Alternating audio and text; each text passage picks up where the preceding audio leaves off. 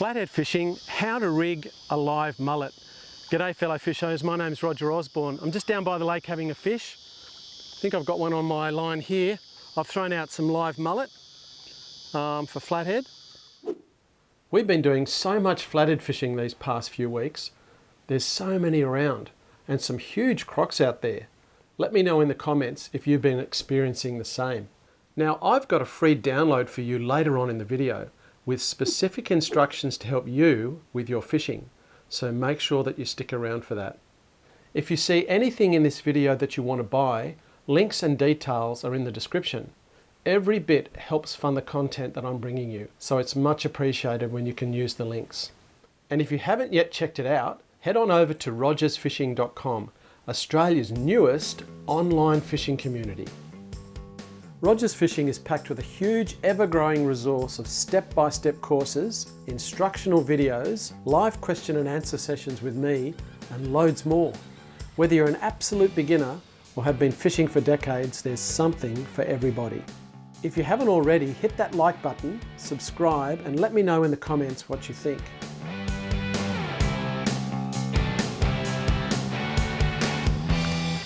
Yep, that's just a nice bread and butter size flathead. He's actually, I can see that he swallowed the hook. I'm just going to bring him up over here onto the beach.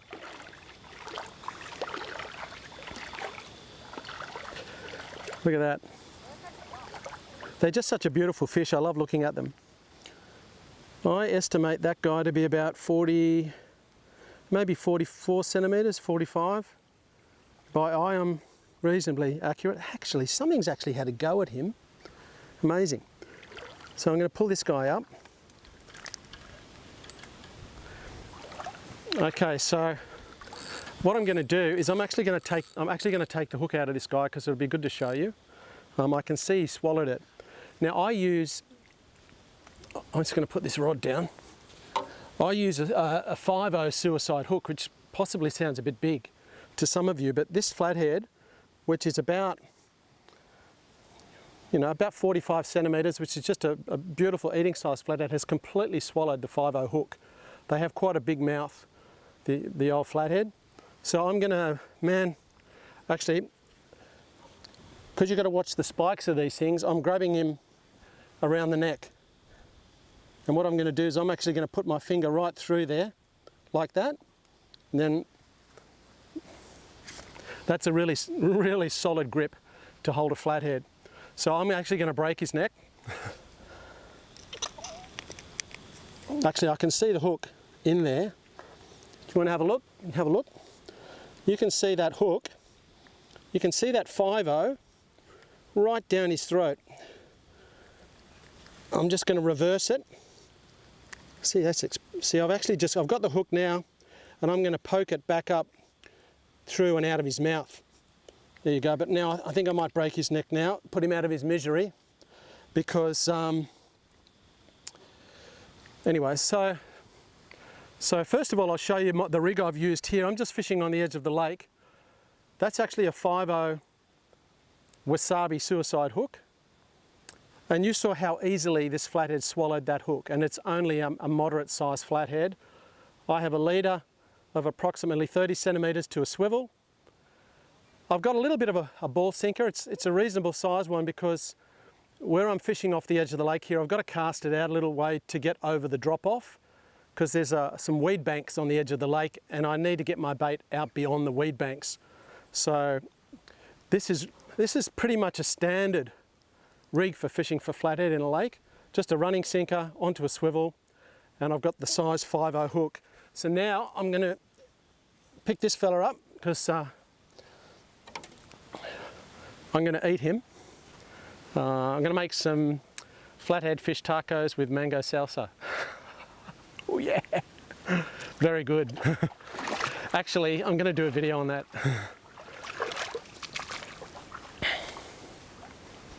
So I'm going to lie him there. Oh, just got to go and get some mullet. Actually,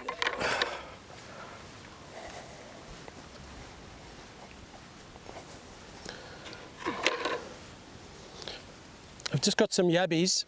There's a couple of mullet in there and some yabbies.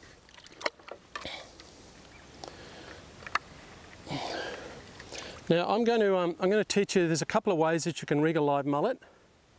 I'm going to use this one because he's a reasonable size. He's quite a good size live mullet. I actually use these size ones quite a lot, and I find that even a 50 centimetre flathead can swallow this mullet, which would be about 12 or 13 centimetres. 100% legal in New South Wales. In Queensland you can't use mullet traps, however in Queensland you can use cast nets, which we can't use in New South Wales. And the rules for catching mullet are different in every state, so make sure that you check out your local rules. Now I'm going to grab my hook.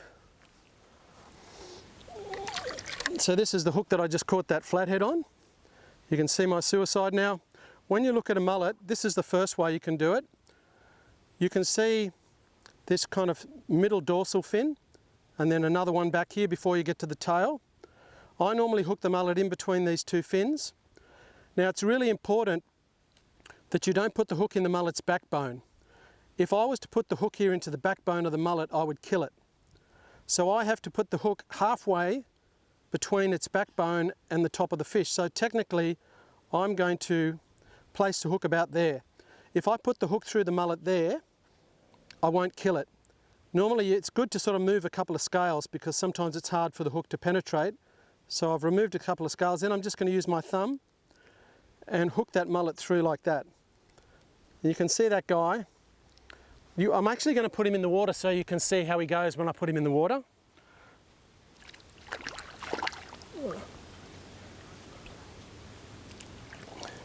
You can see him swimming along. Look, he's happily swimming along there. You can see him, that's a good bait. Obviously a little bit on the large size, but certainly you'll still catch flathead with that, no problem. And if there's any big ones, you'll catch them. So there you go, there's a standard rig for fishing from the shore or even a boat for flathead. So what I'm going to do now is take him off. I'll just gently take this hook out. Now, if you were fishing in a lake or a river in a channel where you've got current, that's not necessarily the best way to hook it because you've got the pressure of the current and it makes it difficult for the fish to swim. So when you're fishing in current, you actually hook the mullet. I'm going to bring you in a bit closer. You actually hook the mullet through its top jaw and then it can swim without hindrance. So what you do when you do that is you put the barb of your hook in there and just pop it through the top like so. And if you're fishing in current, that means that the fish can swim and it's not hindered when it's in the current. However, if I'm fishing like this, look, he can still swim, he's still a live bait. You can see him still moving along there, but probably fishing from the shore, I would prefer the other method for what I'm doing here, fishing off the shore, rather than hooking it through the mouth like that. So they're really the two ways. There are some other ways, but really that's all you need to know. Certainly for fishing in a lake and a river, really that's all you need to know for rigging your live mullet. Now before I throw this back out again, I'm actually going to retie the hook because I can feel that the line is all frayed from where I just caught that last flathead. So I'm going to do that. But I'm also just going to quickly show you how to put a yabby on a hook, because in my last video on yabbying, I've had a lot of people ask me how to put a yabby on a hook. So I'm just going to grab my other rod and grab a yabby. I'll put that. I'm going to sit this mullet in the water so that he doesn't die on me. And I'm going to grab this other little rod here, which I have a long shank hook on. You can hear that's actually a mustard long shank. That's a size 2. And it's rigged up the same way as that other rig, with a ball sinker to a swivel and a short leader. Depending on where you fish and how far you need to cast, you could go obviously much lighter sinker than that. So I'm just going to grab a yabby. Now, I'm going to grab one with a big nipper because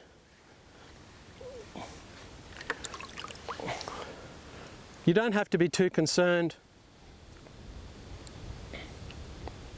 You don't have to be too concerned about the big nippers.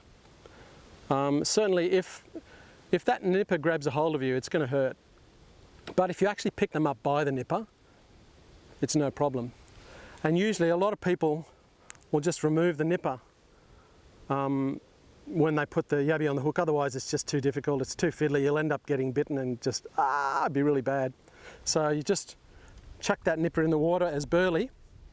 And now with the yabby, what you do, see he's wriggling around quite a lot.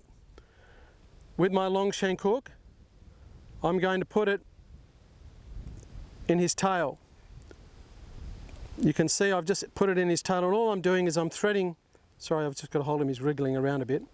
I'm threading the yabby up the hook like a worm, and at this point the barb of the hook has gone into the head of the yabby. And then, so you can see this size hook, actually I'll just hold it up another way. You can see this size hook really fits the yabby really well, and the yabby sits on the whole hook. So that's one of the reasons I like this hook. I prefer to use a longer shank, because a short shank, you can't really fit all the yabby on the hook. Then what I do to hold it in place is I do a half hitch, which is just really looping it over like so, and I put that over the tail of the yabby. I'll put it back over. And I just pull that tight. Oh, came off, there you go, I'll do it again. Half hitch. This is good because you can see it can be fiddly. All right, so I've got my half hitch there. Now that half hitch, what that does is that stops the yabby sliding down the hook when you've got the half hitch. And that's how you hook a yabby. How cool is that? Now, just before I say goodbye, I just want to encourage you to come over to rogersfishing.com, my website, because in the next couple of weeks I'm going to be having another intake for membership. And if you'd like to join our team of happy fishermen, come over and check it out. You can join the wait list. For the next couple of weeks there'll be a wait list, but then I'm going to be doing a training live on YouTube, and at the end of that training, if you'd like to join Rogers Fishing, we'd love to have you as a member. So I look forward to seeing you in the next video. Make sure that you like and subscribe, and please leave some comments if you've got any questions. See you soon.